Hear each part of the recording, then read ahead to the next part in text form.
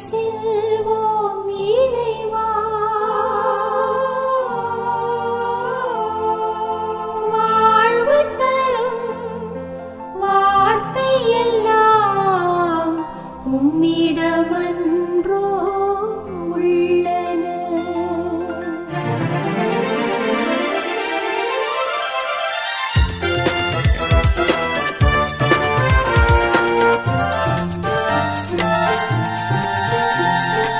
யாரிடம் செல்வோம் இறைவா, வாழ்வு தரும் வார்த்தை எல்லாம் உம்மிடமன்றோ உள்ளன. அலைமோதும் உலகினிலே ஆறுதல் நீ தர வேண்டும். அலைமோதும் உலகினிலே ஆறுதல் நீ தர வேண்டும். அண்டி வந்தோம் அடைக்கலம் நீ, அண்டி வந்தோம் அடைக்கலம் நீ. ஆதரித்தே அரவணைப்பாய், ஆதரித்தே அரவணைப்பாய். சங்கீதம் 41:1 சொல்லுகிறது, சிறுமைப்பட்டவன் மேல் சிந்தை உள்ளவன் பாக்கியவான், தீங்கு நாளில் கர்த்தர் அவனை விடுவிப்பார். ஆமேன். மீண்டும் ஒரு முறை உங்கள் அனைவரையும் ஜெயம் தாரும் இயேசுவே ஜெபக் குழுவினர் சார்பாக அழைத்து நிற்கின்றோம். மீண்டும் ஒரு புதிய நாளை நானும் நீங்களும் அனுபவிக்கும்படியாக பரத்திலிருந்து ஒரு புதிய உயிர் மூச்சு, புதிய இதய துடிப்பு, புதிய சுவாசம், புதிய விடியல், புதிய காலை பொழுது எங்களுக்கு கர்த்தராகிய இயேசு கிறிஸ்துவினாலே கிடைக்கப்பட்டிருக்கின்றது. இது தேவனால் ஆனது. இன்று உலகம் இருக்கின்ற சூழ்நிலையில் நானும் நீங்களும் உயிரோடு வாழ்வது என்பது ஒரு தேவனுடைய ஈவு, ஒரு தேவனுடைய கிருபையாகவும் இருக்கின்றது. ஏனெனில் இன்று பலவிதமான அசம்பாவிதங்கள், பலவிதமான நோய்கள், பலவிதமான குளறுபடிகள், அச்சம் நிறைந்து காணப்படுகின்ற இந்த உலகத்திலே நாங்கள் வாழ்ந்து கொண்டு இருக்கின்ற சூழ்நிலையிலும் தேவன் அதிலிருந்து என்னையும் உங்களையும் ஒவ்வொரு நாளும் பாதுகாத்து போஷித்து பராமரித்து வருகின்றார். வார்த்தை இப்படி சொல்கிறது, சங்கீதம் 91:2 வசனம், நான் கர்த்தரை நோக்கி, நீர் என் அடைக்கலம், என் கோட்டை, என் தேவன், நான் நம்பியிருக்கிறவர் என்று சொல்லுவேன். நான் கர்த்தரை நோக்கி, நீர் என் அடைக்கலம், என் கோட்டை, என் தேவன், நான் நம்பியிருக்கிறவர் என்று சொல்லுவேன். அழகான வார்த்தைகள். தாவீது தேவன் மேலே வைத்திருக்கிற அந்த விசுவாசத்தை, அந்த உறுதிமொழியை அவன் எப்பொழுதும் தன்னுடைய மனதிலே, இருதயத்திலே, ஆத்துமாவிலே, ஆன்மாவிலே சுமந்து கொண்டே அவனுடைய வாழ்க்கைகள் கடந்து செல்வதை நாங்கள் பார்க்கின்றோம். இன்றைய உலகத்தின் செயற்பாடுகளையும் சம்பவங்களையும் நாங்கள் பார்க்கும்போது, அவைகளை கேட்கும்போது, இவைகளை அனுபவிக்கும் பொழுது எங்களுக்கு பல சந்தேகங்கள், பல குழப்பங்கள், அச்சங்கள், பயங்கள் எங்களுக்கு நாளுக்கு நாள் அதிகரித்து கொண்டே இருக்கின்றது. பல நாடுகளிலே கொள்ளை நோயின் தாக்கங்கள் மீண்டும் அதிகரிப்பதாகவும், நோயாளரின் எண்ணிக்கை அதிகரிப்பதாகவும், மரணங்களின் எண்ணிக்கை கூட அதிகரிப்பதாகவும் பல செய்திகள், ஊடகங்கள் அறிவித்து நிற்கின்றன. உலக சுகாதார நிறுவனம் கூட ஒரு அறிக்கையை விட்டிருக்கின்றது.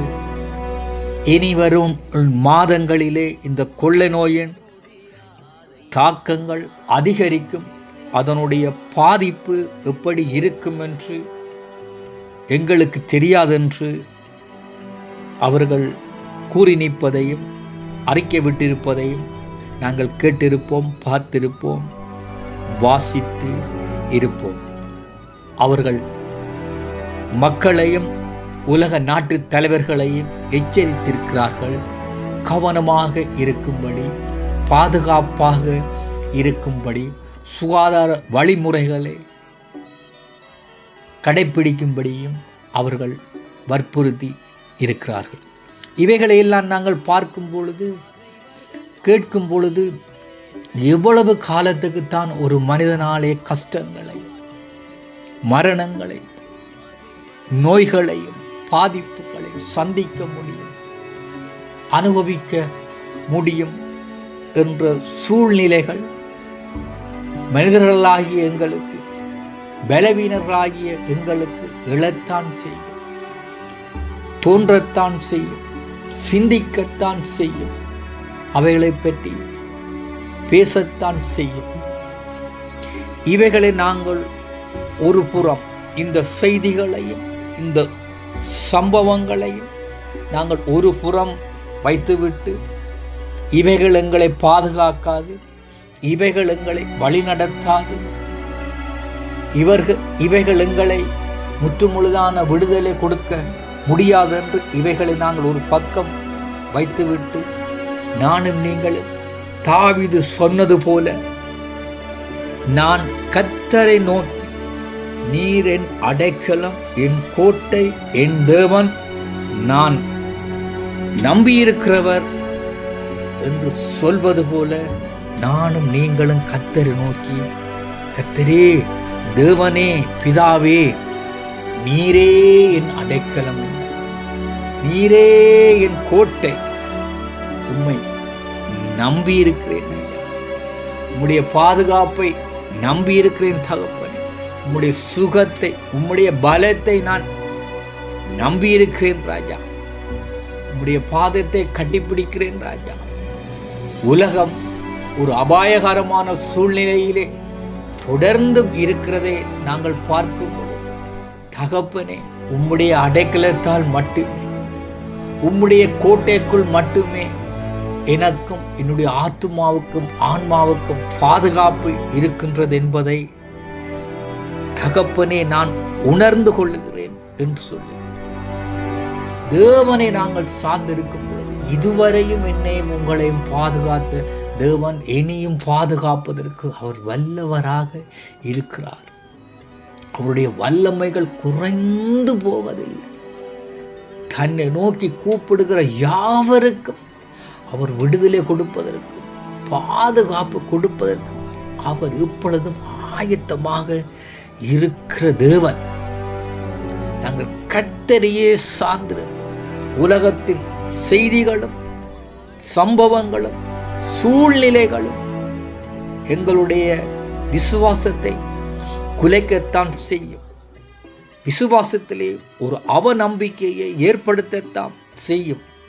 அது உண்மைகள் போலவே இருந்தாலும், உண்மைகள் போலவே தோன்றினாலும், அது உண்மையான செய்தியாக இருந்தாலும், உண்மையான அறிக்கைகளாக இருந்தாலும், அவைகளை நாங்கள் ஒரு புறம் வைத்துவிட்டு கர்த்தர் மேலே நாங்கள் நம்பிக்கையாயிருப்போம்.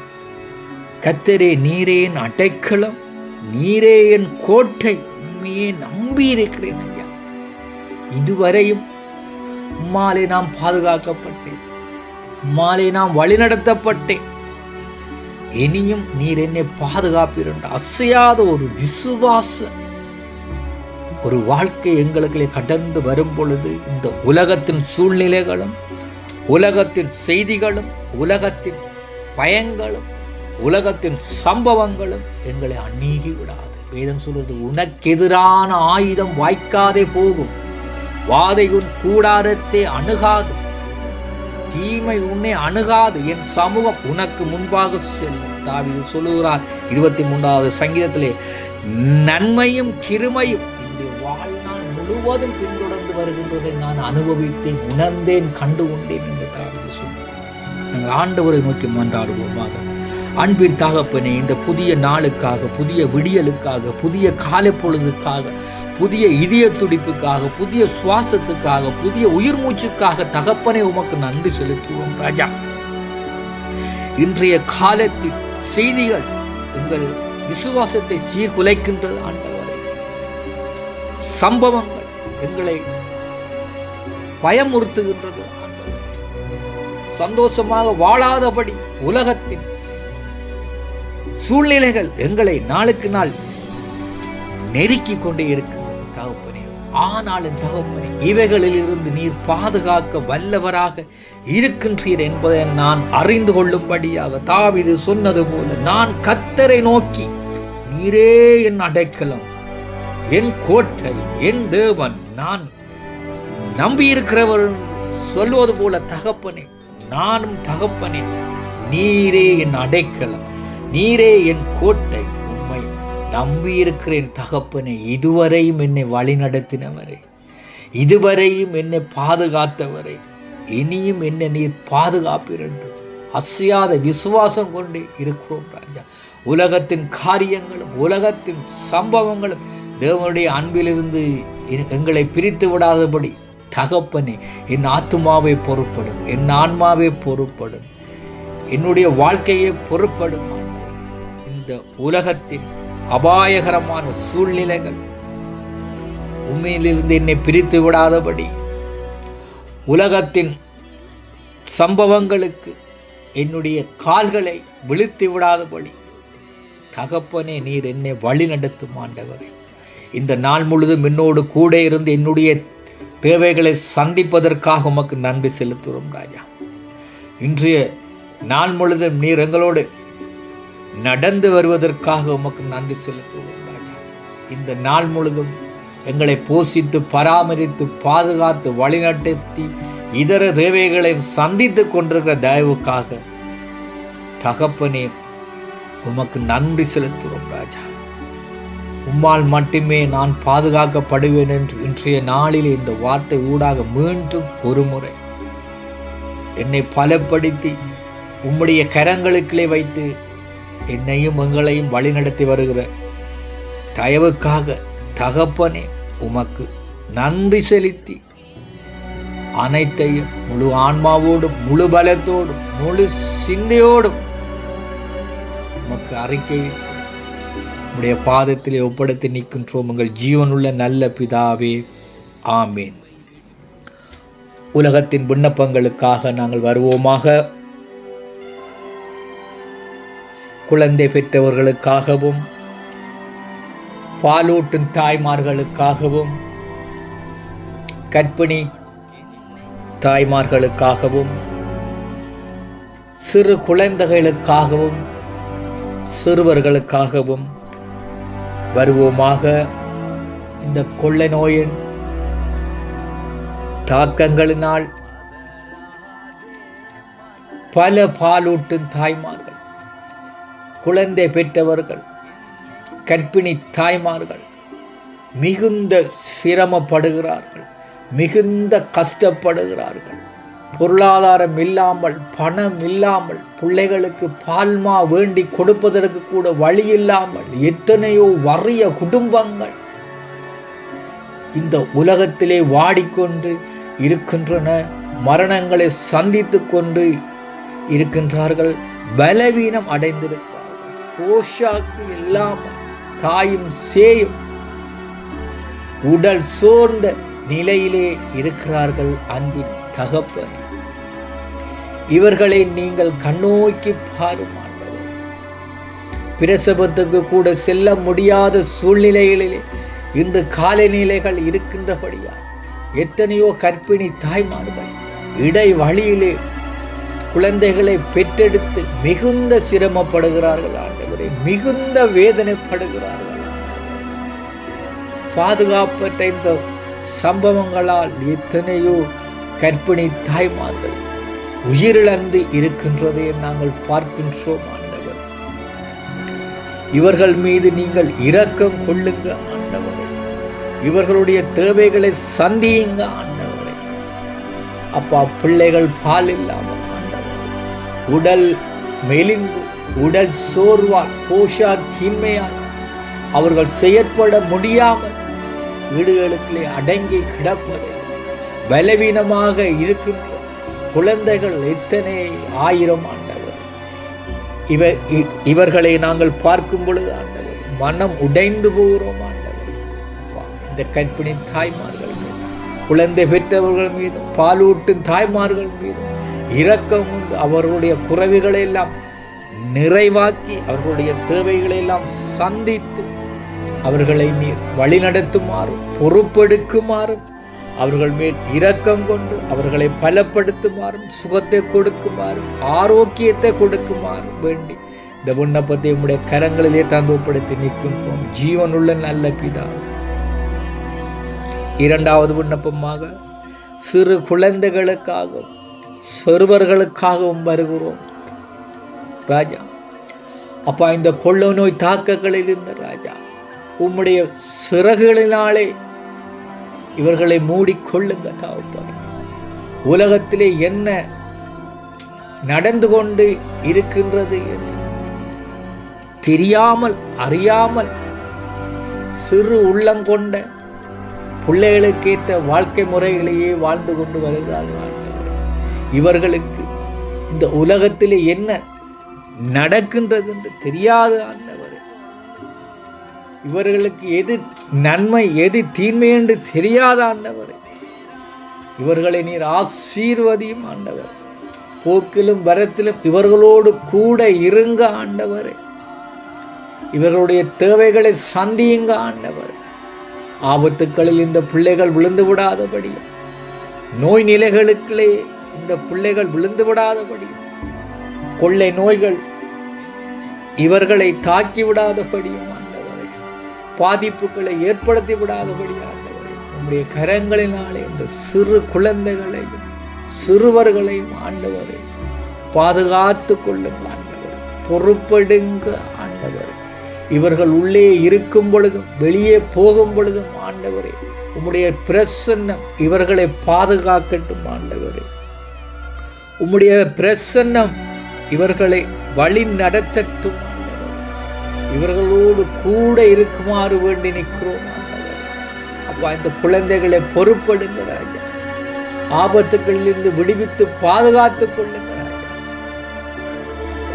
எதிர்பாராத சூழ்நிலைகள் எதிர்பாராத சம்பவங்களில் இவர்கள் தங்களை சேதத்துக்கு உள்ளாக்கி விடாதபடி இவர்களை வழிநடத்தி இவர்களை பாதுகாத்து இவர்களோடு கூட இருக்குமாறு வேண்டி நிற்கிறோம். இந்த இரண்டு விண்ணப்பங்களை ராஜா உம்முடைய கரங்களுக்களே தந்து ஒப்படைத்து நிற்கிறோம். ஆத்ம பாரத்தோடு இந்த இரு விண்ணப்பங்களையும் உம்முடைய கரத்திலே வைத்திருக்கிறோம் ராஜா. கண்ணீரோடு வைத்திருக்கிறோம் ராஜா. இந்த இரு விண்ணப்பங்களையும் பொறுப்படுங்க ஆண்டவரே. இந்த இரு விண்ணப்பங்களுக்கும் நீர் நல்ல ஆரோக்கியமான சுகமான சமாதானமான பதில் கொடுக்க போற தயவுக்காக உமக்கு நன்றி செலுத்தி இந்த இரண்டு விண்ணப்பங்களை உம்முடைய கரங்களுக்கு தந்து ஒப்படைத்து நிற்கின்றோம். ஜீவனுள்ள நல்ல பிதாவே, ஆமேன் ஆமேன். முடிவு செவத்துக்கு செல்வோமாக. அன்பின் தகப்பனே, இந்த நாளுக்காக உமக்கு நன்றி செலுத்துகிறோம் ராஜா. எங்களைப் போல ஒரு பாடுள்ள மனிதன் தான் ராஜா தாவீதுக்கும் பல போராட்டங்கள் இருந்தது, பல பிரச்சனைகள் இருந்தது, பல தேவைகள் இருந்தது. ஆனாலும் தாவீது நான் இந்த பூமியிலே உயிர் வாழும் மட்டும் நான் உள்ளளவும் கர்த்தரை கீர்த்தனம் பண்ணுவேன் என்று அறிக்கை பண்ணினதை ஆண்டவரை இன்றைய நாளிலே நாங்கள் கேட்கும் பொழுது ராஜா, அந்த வார்த்தைக்கு காது கொடுக்கும் பொழுது ராஜா, நாங்களும் உம்மிடமிருந்து எவ்வளவோ ஆசீர்வாதங்களை பெற்றோம், எவ்வளவோ நன்மைத்தனங்களை பெற்றோம். எத்தனையோ ஆபத்துக்களில் இருந்து நீர் எங்களை விடுவித்திருக்கிறீர்கள். ஆனாலும் உமக்கு நாங்கள் நன்றி செலுத்துவதற்கு மனமில்லாதவர்களாக இருந்து உலகத்தின் காரியங்களுக்கு முன்னுரிமை கொடுத்து வந்தோம் தகப்பன். எங்களை மன்னியும் ஆண்டவர். இன்றிலிருந்து ஆண்டவரை தாவீது சொன்னது போல ராஜா, நானும் என் வாழ்நாள் முழுவதும் உமக்கு நன்றி செலுத்துவேன் என்று கூறி கேட்கப்பட்ட வார்த்தைகளுக்கும் கொடுக்கப்பட்ட விண்ணப்பங்களுக்கும் ஏனைய காரியங்களுக்கும் நன்றி செலுத்தி அனைத்தையும் உடைய கரங்களுக்கு தந்து ஒப்படைத்து நிற்கின்றோம். ஜீவனுள்ள நல்ல பிதாவே, ஆமேன், ஆமேன், ஆமேன்.